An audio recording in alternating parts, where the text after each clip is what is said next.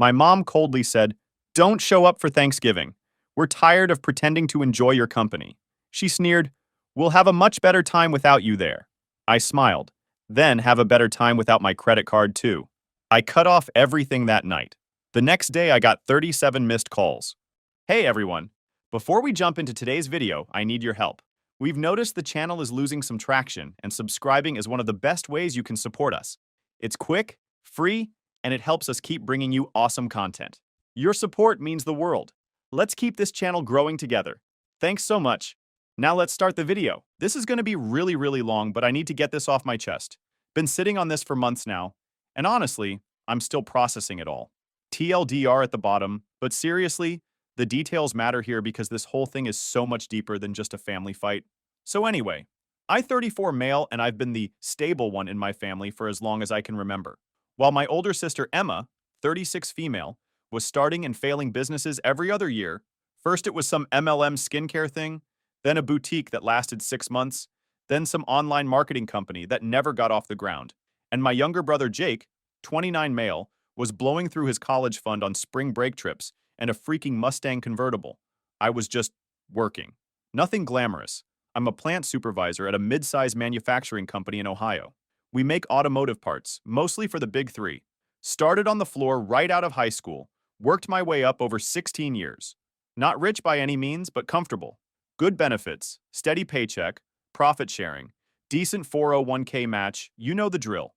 I live in a small rental house about 20 minutes from work, drive a paid-off Honda Civic, and my biggest expense is probably my dog buddy's vet bills. I'm not flashy, never have been. My idea of splurging is getting the name brand cereal instead of the store brand. But apparently being financially responsible makes you the family bank. The call came on a Tuesday night in November. I was just getting home from a particularly brutal shift. We'd had issues with one of our main production lines, some sensor kept throwing error codes, and I'd stayed late to make sure we were back on track for the morning. My shift starts at 6 a.m., so staying until 9 p.m. meant I was looking at maybe 6 hours of sleep if I was lucky. I was tired as hell, looking forward to heating up some leftover pizza and maybe watching an episode of The Office before crashing. I'd just gotten buddy fed when my phone rang. Mom. The caller ID still said Mom, because I'd never bothered changing it from when I was younger and still thought hearts on contact names weren't stupid. Now, my mom calling me isn't unusual. She calls me maybe twice a week, usually about something she needs help with. Computer acting up again, because she clicked on some Facebook ad that installed malware. Can't figure out how to work the new washing machine Dad bought without consulting her. Sometimes it's money stuff, asking if I can cover this bill or that emergency. The water heater died. The car needs new brakes. Jake needs help with rent again. I always do it. It's just easier than dealing with the guilt trip and the passive-aggressive comments at family gatherings if I say no. But this call was different from the first word. Her voice was cold, like Arctic cold. No, "Hi, honey, how was your day?" No asking about work or whether I'd eaten dinner. No small talk about the weather or complaints about her neighbors. Just straight to the point in this clipped, dismissive tone I'd never heard her use with me before. "Don't bother coming for Thanksgiving," she said. Not even a question or a request. Just a flat statement, like she was telling me not to bother picking up milk on the way home. I was genuinely confused at first. Like, my brain couldn't process what she just said. What? Why not? We're keeping it small this year, just immediate family. Now, I should mention here that I am immediate family. I'm their middle child. I've never missed a Thanksgiving. Hell, I've driven through snowstorms to make sure I was there on time. I've rearranged work schedules. I've turned down invitations from friends and my girlfriend Sarah's family. But apparently that didn't matter anymore. Mom, what's going on? Did I do something wrong? We just think it's better if you don't come. You've been difficult lately. Difficult. That word hit me like a sledgehammer to the chest. You know what had been difficult? Me asking why their grocery bill was consistently over $800 a month when there's only 2 of them living in the house? Me questioning why Dad needed to fill up his truck 3 times a week when he's supposedly retired and doesn't drive anywhere except the grocery store and the hardware store. Me wondering out loud why they needed me to cover their mortgage payment again last month when Dad claimed his pension check was coming through any day now for the 3rd time this year. Me asking why Emma needed another $3,000 loan for her latest business venture when the last 2 had failed spectacularly and she'd never paid back a dime of the money I'd given her before. Me pointing out that Jake's rent in that expensive downtown apartment was more than my mortgage would be if I actually had a mortgage instead of throwing money at my parents every month. but asking questions about where my money was going made me difficult. Mom, I don't understand. What do you mean difficult? You know exactly what I mean, David. She only called me David when she was really pissed. You've been questioning everything, acting like we're trying to take advantage of you. We raised you better than that. The manipulation was so obvious it actually made me angry. I'm not questioning everything. I'm asking reasonable questions about finances. We don't need to justify our expenses to you. When I'm paying for them, yeah, you actually do. The silence on the other end was thick and uncomfortable. I could hear the TV in the background, some game show Dad always watched during dinner. Finally, she spoke again, and her voice was even colder than before. If that's how you feel, then maybe it's better if you just stay home. So I did something I'd never done before in my entire life. Instead of apologizing, instead of asking what I could do to fix things, instead of immediately offering to cover some bill to get back in their good graces, I just said, okay, then don't bother using my card anymore. The silence on the other end was deafening. You could practically hear her brain trying to process what I'd just said.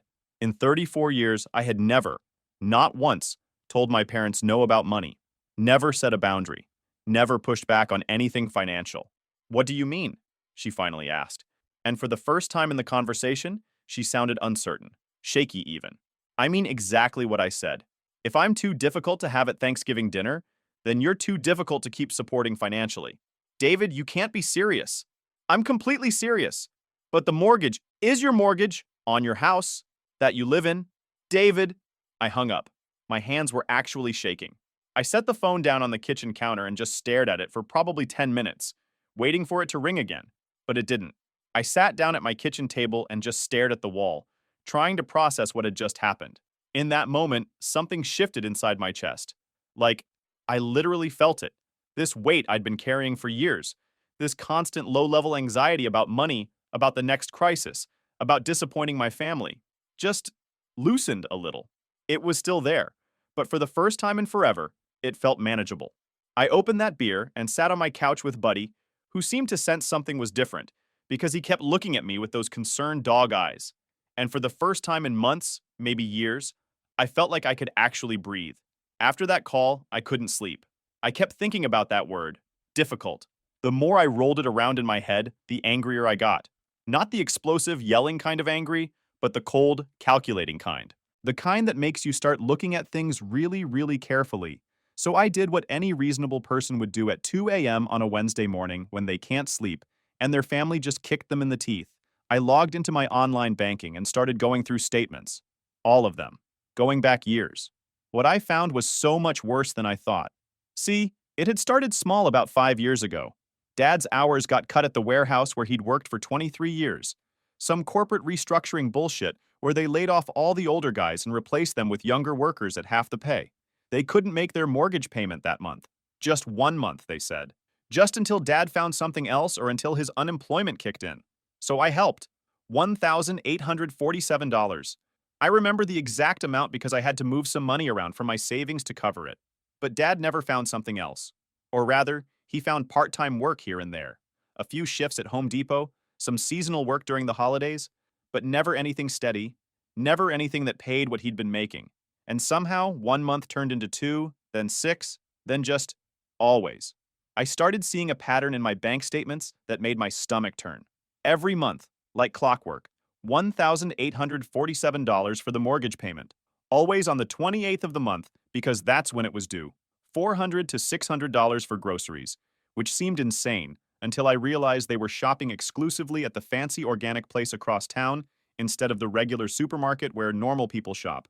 $250 to $300 for utilities every month, which also seemed high until I remembered that Dad kept the house at 74 degrees year-round, and Mom ran the central air like she was trying to freeze the place solid. Gas for Dad's truck, usually $200 to $250 a month, which makes no sense for a retired guy who supposedly only drives to the store and doctor appointments.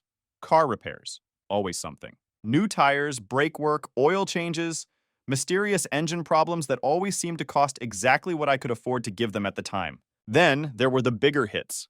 Emma's business loans that she defaulted on, which somehow became my responsibility.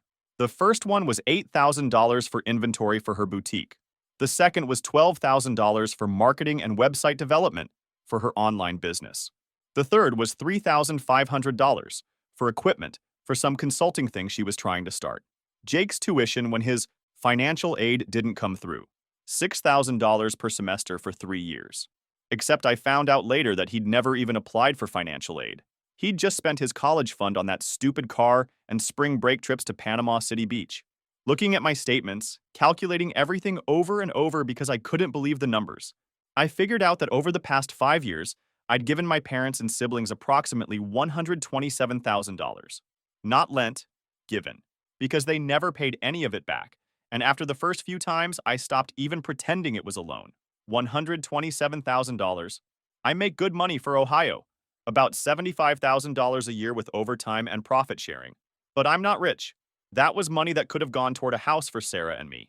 Money that could have been invested in my 401k. Money that could have been our future, our security, our children's college funds.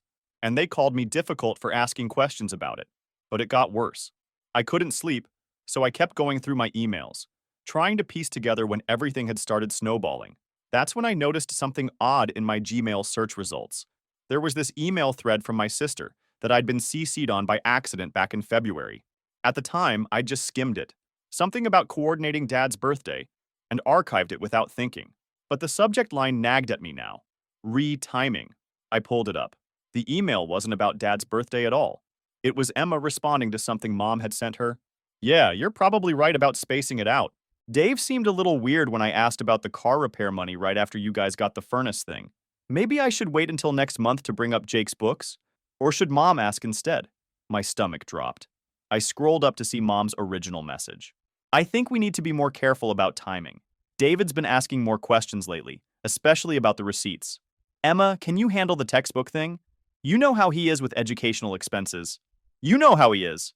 Like I was some predictable machine they'd figured out how to operate. I sat there staring at my phone screen. This wasn't some elaborate conspiracy. It was just casual coordination. Almost worse somehow. Like managing me was just another item on their family to-do list. I started searching for other emails. Found a group text I'd been left off from last summer where Jake had asked, "Did someone already hit up Dave this month?" Don't want to overlap. Found Emma asking Mom, "What excuse worked for the insurance thing?" Dave's asking about my car again. None of it was malicious exactly. They weren't cackling villains plotting my downfall. They were just treating me like a resource that needed to be managed efficiently. The casual way they discussed it made it worse somehow. Like it never occurred to them that what they were doing was wrong. The worst part was finding an email where Mom told Emma, "Don't mention the vacation to David. He's been stressed about money lately and might take it the wrong way." They'd gone to Myrtle Beach for a long weekend, posted pictures all over Facebook, while I was sending Jake his emergency textbook money and worrying about whether I could afford to fix my own car's brake pads. I closed my laptop and just sat there in my kitchen. No dramatic breakdown, no running to the bathroom. Just this hollow, sinking feeling as I realized that my family had been handling me for years, and I'd been so eager to help that I'd never even noticed. I didn't do anything rash. That's not my style, and frankly, after seeing how calculating my family had been, I decided to beat them at their own game. Instead, I spent the next week documenting everything. Every payment, every emergency, every lie I could prove with email evidence or bank records. I made spreadsheets that would make a forensic accountant weep with joy. Date, amount, stated reason, actual purpose, when I could determine it, follow-up requests, and whether there had been any attempt at repayment. The pattern was so clear, it was almost funny. See, the thing about supporting someone financially for 5 years is that you become part of their infrastructure. I wasn't just paying bills. I was literally integrated into their financial system. The mortgage was set up on autopay from my checking account. Same with their gas and electric. They had a credit card that was linked to my account for overdraft protection. Hell, they were on my Costco membership, my Amazon Prime, my Netflix account. They'd built their entire lifestyle around me, and they were so confident in their control that they'd gotten sloppy about hiding it. I started by opening new accounts at a completely different bank across town, moved my direct deposit there, changed all my passwords to things they couldn't guess, set up two-factor authentication on everything. I wanted clean separation before I pulled the trigger. Then I did something that felt petty at the time but turned out to be genius. I started keeping detailed records of every conversation with my family. Sarah thought I was being paranoid when she caught me writing notes after phone calls, but I had this feeling things were going to get ugly, and I wanted proof of exactly what was said and when. Good thing I did, because my mom called me that Friday. "Honey," she said, and I could immediately tell she was using her sweet, manipulative voice, the one she used when she wanted something. I've been thinking about Thanksgiving, and maybe your father and I were too hasty. Oh, I kept my voice neutral while I grabbed a pen and notepad. Your father and I talked it over, and we think you should come after all. We're family after all, and family sticks together through thick and thin. Now, a week earlier, I might have been relieved. I might have apologized for being difficult and shown up with flowers and wine, grateful to be back in their good graces. But now I could hear exactly what she was really saying. We realized we need your money more than we need our pride. What changed your mind? I asked, scribbling notes. We just, we miss you, sweetheart. And Thanksgiving isn't the same without all our kids there. Emma and Jake will be there, and it would just break my heart if you weren't. All our kids, like I was still 12 years old and lived in their house. That's nice to hear, Mom, but I've already made other plans. Silence. I could practically hear her brain recalculating. What other plans? Sarah's family invited me to Columbus. Her aunt is hosting this year. Should be nice. Quiet. More silence. When she spoke again, her voice was tighter. Well, you could still come to ours for lunch, and then go there for dinner. The desperation was starting to show. I don't think so, Mom. But thanks for the invitation. What about Christmas then? Surely you'll be home for Christmas. And there it was. She wasn't apologizing for calling me difficult. She wasn't acknowledging that she'd uninvited me from Thanksgiving. She was just trying to reel me back in for the next financial milestone. We'll see, I said. David, I don't understand what's gotten into you lately. This isn't like you.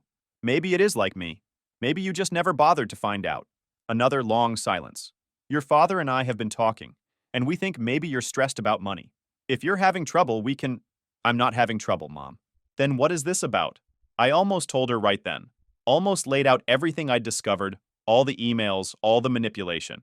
But something held me back. Some instinct that told me this wasn't the time yet. I just think it's time for me to focus on my own life for a while. What does that mean? It means exactly what it sounds like. We hung up a few minutes later, and I sat there looking at my notes. She'd tried 5 different manipulation tactics in one 10-minute conversation. Guilt about family, false urgency about holidays, offering help to make me feel indebted, questioning my mental state, demanding explanations like she was entitled to them. It was like watching a masterclass in emotional manipulation, and I'd been falling for it for years. That night, I finalized my plan. I was going to cut them off completely, but I was going to do it smart. No dramatic confrontation where they could turn me into the bad guy. No angry phone calls they could record and play for relatives. Just stop. The beauty of being the one who pays all the bills is that you have all the account information. You know exactly when things are due. You know which payments are automatic and which ones they have to think about. You know their patterns and their backup plans. I scheduled everything to stop the day after Thanksgiving. It seemed poetic somehow. They didn't want me at Thanksgiving? Fine. They could have their turkey dinner, and then they could figure out how to pay for the gas that cooked it. Thanksgiving came and went, and honestly, it was the most relaxed Thanksgiving I'd had in years. Sarah and I drove up to Columbus and spent the day with her family, who are just normal. They asked about my work and actually listened to the answers. They told funny stories about Sarah as a kid. Her mom showed me photo albums. Her dad and I watched football and talked about the Browns' latest catastrophic season. Nobody asked me for money. Nobody guilt-tripped me about family obligations. Nobody expected me to fix their problems or manage their emotions. It was revolutionary. Sarah's mom asked about my family, and I just said we'd had a scheduling conflict this year. Sarah squeezed my hand under the table. She knew what was really going on, and she supported me 100%. That meant everything. We drove home Thursday night, and I slept better than I had in weeks. Friday morning, I woke up early and executed my plan. First, I canceled the mortgage autopay. Just logged into the bank website and deleted the recurring payment. Done. Then I called the electric company and removed my card from their account. Same with the gas company. The customer service rep asked if I wanted to transfer the account to someone else, and I said no, just remove my payment information. Then I called the credit card company and removed my checking account as backup payment. The representative tried to talk me out of it, warning me about over-limit fees and declined payments, and I told her that was exactly the point. I canceled their gas cards, 2 of them, both in my name for emergencies that had become routine grocery runs. I removed them from my Costco membership, from my Amazon Prime account. I even canceled the Netflix subscription they'd been using on their smart TV. The whole thing took about an hour and a half. Then I sat back and waited. Saturday, nothing. They probably hadn't tried to use any cards yet, and none of their bills were due for another week. Sunday, nothing. Though I did notice Dad had been online playing that stupid Facebook farming game, so the internet was still working. Monday morning, I got a text from Dad at 11:30 a.m. Hey son, something's wrong with the bank website. Tried to check the mortgage payment and it's not showing up. Can you take a look when you get a chance? I read the text 3 times, then deleted it without responding.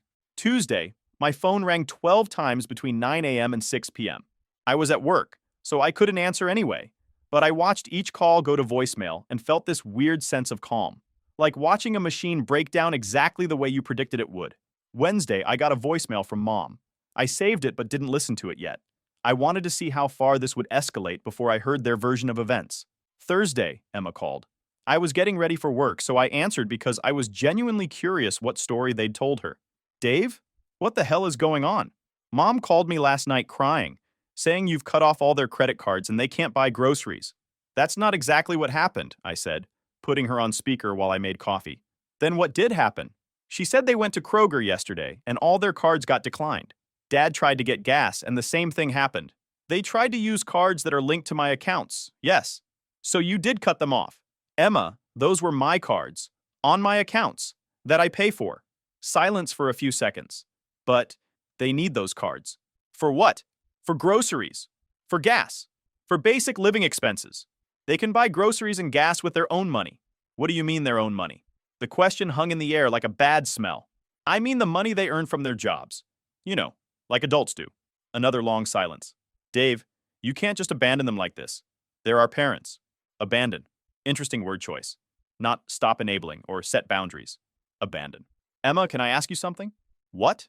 Did you know they've been keeping spreadsheets about me? Tracking what excuses work best to get money out of me? I heard her sharp intake of breath. I don't know what you're talking about. Check your sent emails from August 15th. Subject line, timing. The silence stretched so long I thought she'd hung up. Finally, that's not what that was about. Then what was it about? We were worried about you. You seemed stressed about money, and we didn't want you to feel pressured. Emma, I interrupted her before she could get into full bullshit mode. I read the emails, all of them. I know about the spreadsheets. I know about the strategy sessions. I know Jake never applied for financial aid and that you've never paid back a single dollar of the money I've given you. More silence. Emma, I need you to listen to me very carefully. I'm done. I'm not angry. I'm not punishing anyone. I'm just done. They told me not to come to Thanksgiving because I was too difficult for asking where my money was going. So I took them at their word. I'm no longer part of their financial planning. But Dave, they need to figure it out, like everyone else in the world does. I hung up and finished getting ready for work. My phone buzzed with 3 more calls before I left the house, but I ignored them all.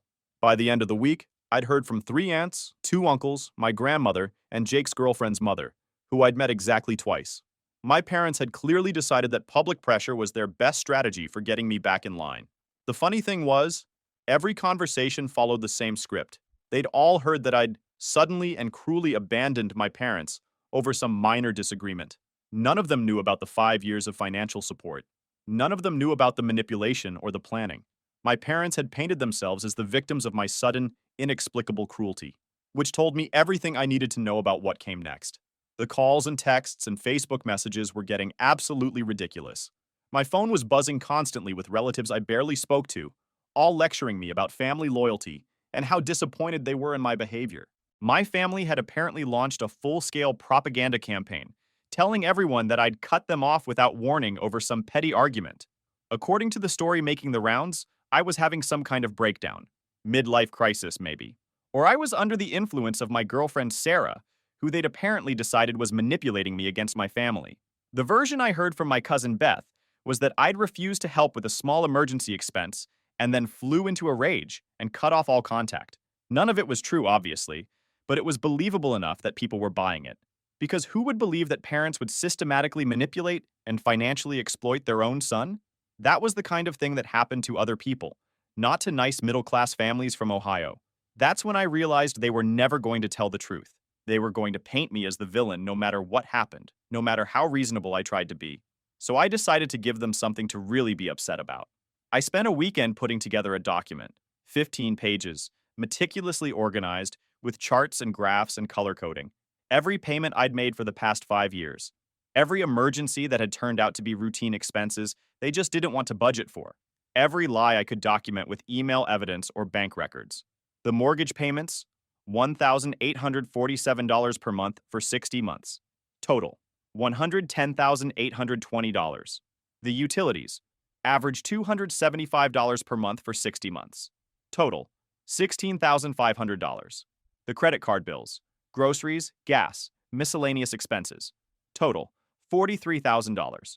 Jake's fake financial aid crisis, $36,000 over 6 semesters. Emma's business loan defaults, $23,500 across 3 failed ventures. Car repairs, home repairs, medical bills, and various emergencies, $18,000. Grand total, $247,820. I'd been lowballing it before. It wasn't $127,000. It was almost $250,000. But the real kicker was the email evidence. I included screenshots of their conversations about managing me, strategizing about what sob stories would work best, even joking about how guilty they could make me feel. Emma to mom. The thing about David is he can't stand seeing anyone upset, especially women. If you cry, he'll literally throw money at the problem just to make it stop. Mom to Emma. I've learned not to ask for specific amounts. Let him offer a number first, then act like it's not quite enough. He'll usually increase it on his own. Jake to dad. Dave never asks for receipts if you mention it's related to school. I think he assumes education expenses are automatically legitimate. It was all there. Years of evidence that they saw me as a resource to be managed and exploited. I sent it to everyone. Every relative who'd called to lecture me. Every family friend who'd reached out on Facebook. Everyone who'd heard their version of events. I didn't include a long explanation or justification. Just a simple cover note. Since there seems to be some confusion about recent events, I wanted to provide the full context. The attached documentation shows the complete financial history of my relationship with my parents and siblings over the past 5 years. I'm not angry, and I'm not trying to hurt anyone. I'm just done being manipulated by people who see me as a resource rather than a family member. The numbers speak for themselves. The response was immediate and intense. Within an hour, my phone was buzzing with texts, but not the angry lectures I'd been getting all week. These were completely different. Uncle Rick. Jesus Christ, Dave. I had no idea it was this bad. I'm sorry I called you last week. I take back everything I said. Cousin Sarah. Holy shit. I just read this whole thing. This is absolutely insane. I can't believe they kept spreadsheets. Aunt Linda. Your parents told us you'd refuse to help with grocery money and cut them off out of spite. This is completely different. I'm so sorry. Even my grandmother called to apologize, which nearly made me cry because she'd been so disappointed in me before. But the best response came from my dad's brother, Uncle Mike. He called me directly at 7 p.m. Dave? It's Mike. I just finished reading your email. Hey, Uncle Mike. I could hear the exhaustion in my own voice. I owe you an apology, a big one. Your dad called me 2 weeks ago asking if I could loan them money for their mortgage payment. Said you'd refused to help because you were mad about some family drama and being vindictive. My stomach dropped. How much did he ask for? $1,800. I told him I didn't have that kind of cash lying around, but I felt terrible about it. Kept thinking about how I should have found a way to help. Now I'm wondering, Uncle Mike, can I ask you something? How long has Dad been asking family members for money? Long pause. Dave, I think you and I need to have a much longer conversation. We talked for 2 hours. Turns out my dad had been borrowing money from various family members for over a year. Small amounts usually, a few hundred here and there. Always with some story about temporary cash flow issues or unexpected expenses. Always with the promise that he just needed a little help until I came through again. My parents hadn't just been using me. They'd been using my reputation as the reliable, financially stable son to scam other family members too. They'd been telling people that I was their primary support, so any temporary shortfall was just a timing issue that would be resolved as soon as I transferred money. Uncle Mike had lent them almost $3,000 over the past year. Cousin Jennifer had loaned them $800 for car repairs.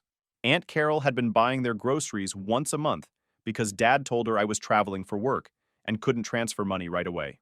They'd been running a sophisticated con game, using my name and reputation to extract money from our entire extended family. That night, I updated my document with Uncle Mike's information and details from the other family members who started reaching out with their own stories. I sent a revised version to everyone with a shorter cover note. Additional information has come to light regarding the scope of the financial dependence. It appears my parents have been borrowing money from multiple family members over the past year, using my supposed support as justification for temporary shortfalls. I encourage anyone who has loaned money to my parents in the past year to compare notes. My phone was quiet for exactly 6 hours after I sent that email. Then all hell broke loose. Then, 3 weeks later, my family invited me to dinner, so we can talk things through. Mom's voice was different, smaller, like her manipulation tactics weren't working anymore. Sarah convinced me to go for closure, but I went prepared with documentation and a recording app. The house looked like a performance. Good china, candles, fresh flowers. Everyone was there, trying to act normal, but the tension was suffocating. Dad cracked first. "We need to talk about this tantrum you're throwing." Tantrum. I was 34, and he called my financial independence a tantrum. "You humiliated us," Mom said, airing our private business to the whole family. Not, "We're sorry we lied," or "We're sorry we took advantage." Just anger that I'd exposed them. I pulled out my folders. "Emma, how much of the $23,500 I covered for your business ventures have you paid back?" She went pale. "We never said those were loans." "You're right. But when you tell people I've cut you off, what exactly am I cutting you off from?" Silence. "Jake, how much of your college tuition money did you actually spend on college?" My brother wouldn't look at me. He'd bought a $15,000 car while I covered his actual tuition. "We're family," Mom said. "Family helps each other." "When's the last time anyone here helped me with anything? When's the last time anyone even asked if I needed help?" That's when I told them about Uncle Mike, Cousin Jennifer, Aunt Carol, all the other family members they'd been hitting up for money, using my reputation as collateral. "You didn't just take advantage of me. You used my reputation to take advantage of other people." "Here's what's going to happen," I said, standing up. "I'm not angry anymore. I'm tired. Tired of being the family ATM. I'm out permanently. Family means people who care about your well-being, not just your bank account." As I headed for the door, Mom called after me. "So what now?" I turned back one last time. "Now you figure out who you are when I'm not paying for it." 8 months later, the silence was different. Not weaponized, just quiet. They were actually managing. Dad found full-time work. Mom got a part-time job at Target. They sold the house and moved to an apartment they could afford on warehouse and retail wages. Emma's marketing business folded, and she got a customer service job at an insurance company. Apparently, she's good at it and happier. Jake finished school, became a junior accountant, sold his Mustang for a used Honda, and learned to budget. They're all still mad at me, but they're functioning independently for the first time in their lives. Sarah and I bought a house. Nothing fancy, but my name was the only one on the deed. It felt incredible. 3 months ago, I got a handwritten letter from Dad. Short and awkward. "We are managing our finances on our own now, and have learned to live within our means. I hadn't realized how much we had come to depend on your help. I understand if you need more time." It wasn't an apology, but it wasn't an attack either. I read it 3 times, then put it in my desk drawer. I didn't write back, not because I was angry, but because forgiveness isn't a performance. I realized something important. I don't miss them. I miss the idea of them, parents who are proud of me, siblings who enjoy my company. But I don't miss the actual reality of walking on eggshells, guilt trips, and feeling like a disappointment for asking reasonable questions. The quiet in my life isn't empty, it's peaceful.